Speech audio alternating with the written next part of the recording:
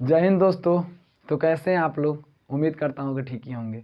जैसे कि आप लोग थंबनेल पे देखे थे, डीएसएलआर से कैसे बर्बाद होते हैं, तो आप लोग सही देखे थे। अब कैसे बर्बाद होते हैं हम बता रहे हैं। देखिए, आजकल डीएसएलआर ट्रेंड कर गया है। बहुत अच्छे अच्छे बच्चे जो पढ़ने में बहुत अच्छे रहते हैं वो भी अब डीएसएलआर के पीछे भाग जाते हैं। क्यों? क्योंकि नया चीज़ें जो होती है ना, बहुत अच्छा लगता है। 1 से 2 साल में आप भी बोर हो जाएंगे। हाँ, तो हाथ जोड़कर आप सभी से विनती है कि जिन जिन का आगामी परीक्षाएं हैं, 10th का हो, 12th का हो या किसी भी जनरल कंपटीशन का हो, आप परीक्षा की तैयारी कीजिए। डीएसएलआर और मोबाइल चलाने से मार्क्स नहीं मिलता है, पढ़ने से मार्क्स मिलता है। अब कोई जना कहते मैं बुरा भी लागत हुई, कोई जना कहते हैं कि कर्म करो फल की चिंता ना करो, फल तो हम बाज़ार से लाएंगे। तो लाइए बाज़ार से आप फल, मज़ा आ जाएगा बाद में। तो जरा अगर बुरा लागल हो कहते दिल से सॉरी। हाँ तो भाई, आज हम क्लास स्टार्ट करता नहीं। आज के क्लास में कुछ ऐसा फैक्ट बा जौन हर परीक्षा में पूछल जाला। जैसे कि हम लोग पहला देखेंगे, घरों में उपयोग की जाने वाली गैस एलपीजी। एलपीजी का फुल फॉर्म होता है लिक्विड पेट्रोलियम गैस। पात्र में द्रव अवस्था में होता है तथा इनमें गंध के लिए इथाइल मरकैप्टन मिलाया जाता है। जैसे जो घरों में हम लोग गैस यूज करते हैं एलपीजी, पात्र में द्रव अवस्था में होता है। अब पात्र का मतलब क्या? जिससे जिस टैंक में होता है वह द्रव अवस्था में होता है। देखिए, आप लोग हिला कर देखिएगा कि वो हिलता है, समझ में आता है कि हाँ जैसे पानी हिल रहा है ना, वैसे हिल रहा है। और उसमें हम लोग गंध के लिए इथाइल मरकैप्टन मिलाया जाता है ताकि हमको पता चलता है कि हाँ गैस का गंध आ रहा है। वैसे ऑब्वियसली एलपीजी का कोई गंध नहीं होता है।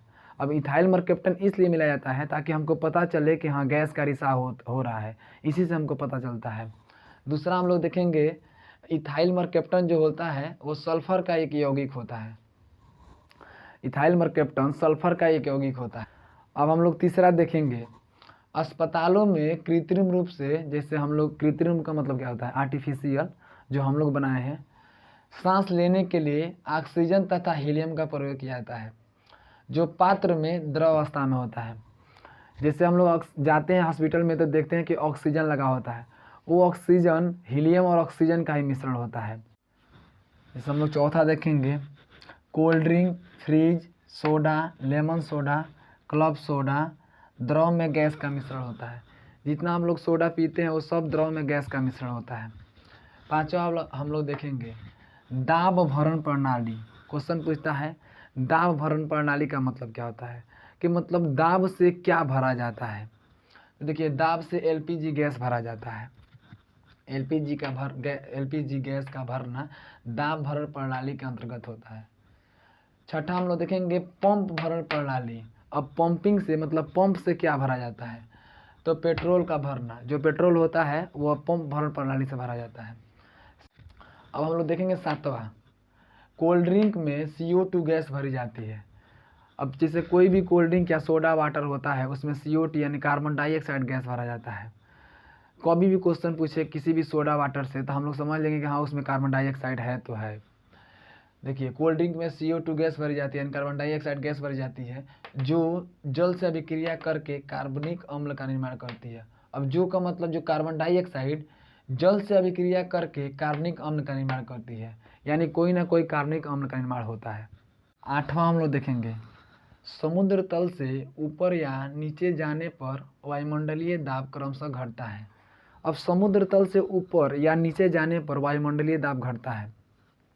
जैसे आप लोग सुने होंगे कि ऊपर जाने पर सांस लेने में कठिनाई होती है, तो क्यों? क्योंकि वायुमंडलीय दाब घट जाता है। नीचे भी हम लोग जाते हैं तो सांस लेने में कठिनाई होती है क्योंकि वायुमंडलीय दाब घट जाता है। अब हम लोग 9 नंबर देखेंगे, पृथ्वी की सतह से ऊपर जाने पर वायुमंडलीय दाब क्रमशः घटता है जिसके कारण क्वथनांक भी घट जाता है, लेकिन वाष्पीकरण की दर तेज हो जाती है।